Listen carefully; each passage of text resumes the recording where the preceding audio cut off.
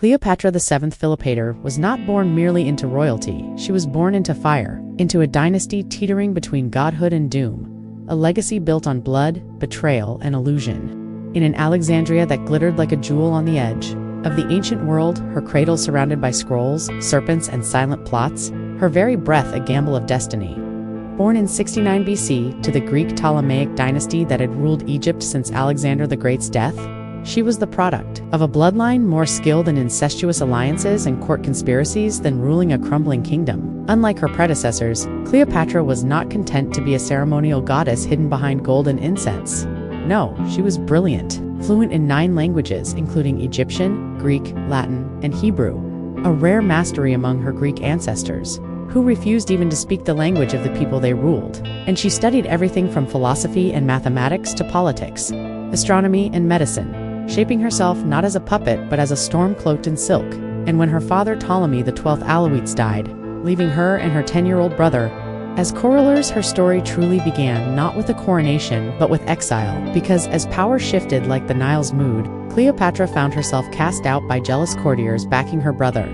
forced to wander the deserts and bribe mercenaries, her palace stolen, her life hanging on a thread, until fate placed one of the most powerful men in human history at Egypt's doorstep, Julius Caesar, who entered Alexandria in 48 BC, not as a liberator but as a hunter, chasing his rival Pompey the Great, only to be presented with Pompey's severed head by Ptolemy XIII's forces, a gift meant to please the Roman dictator, but which only disgusted him, for Caesar admired greatness even in enemies, and he was enraged that such treachery had been committed in his name. Sensing the tide shifting, Cleopatra made her most daring move. She had herself smuggled into the royal palace, rolled inside a luxurious carpet, carried past the guards, unwrapped at Caesar's feet, not like a servant, but like a vision from myth, her black hair cascading like ink, her eyes sharp as obsidian, voice low, confident, dripping with poetry and venom. And Caesar,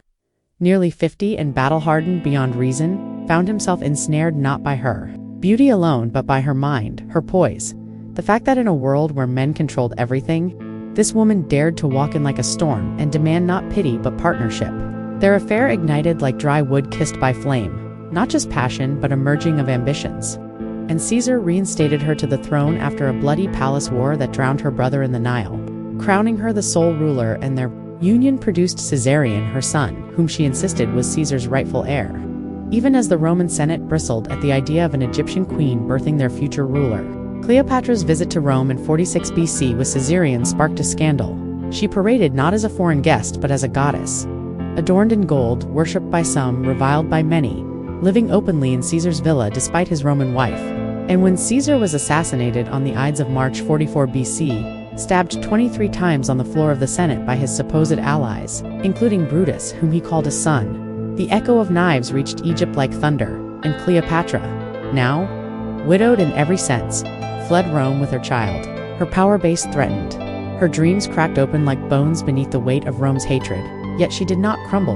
for within her beat the heart of a queen who had tamed lions, and as the Republic spiraled into chaos, she waited, eyes on the next great contender, Mark Antony, Caesar's fiercest general, a soldier forged in the fires of decades-long wars, bold, impulsive, utterly Roman.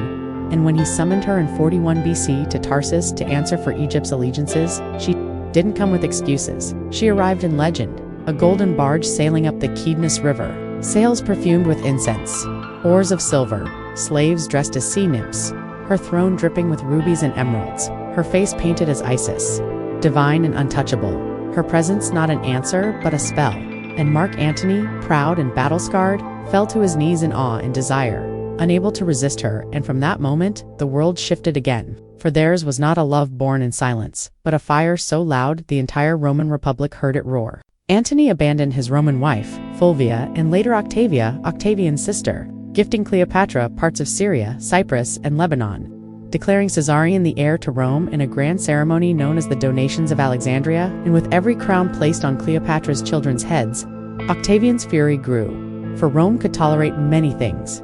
but it could not abide an Eastern queen claiming the legacy of Caesar.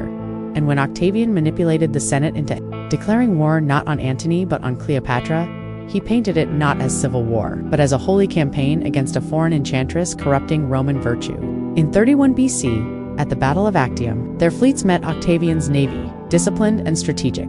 Cleopatra and Antony's ships, rich in size but broken in coordination. And as the tide turned, Cleopatra made a desperate retreat, her golden sails flashing under a blood-red sun, Antony abandoning the battle to chase her. And in that single choice, the war was lost. Rome would belong to Octavian, and the lovers would be hunted like ghosts. Back in Alexandria, defeated and besieged, Antony received false news of Cleopatra's death, and overcome by grief, fell upon his sword, but survived just long enough to be carried to her, dying in her arms, whispering final regrets soaked in blood and salt. And Cleopatra, now alone with her kingdom collapsing around her, negotiated with Octavian for her children's safety, pretending to surrender, even as she prepared for one final defiance, for Octavian wished to parade her through Rome, chained and humiliated as a trophy of conquest.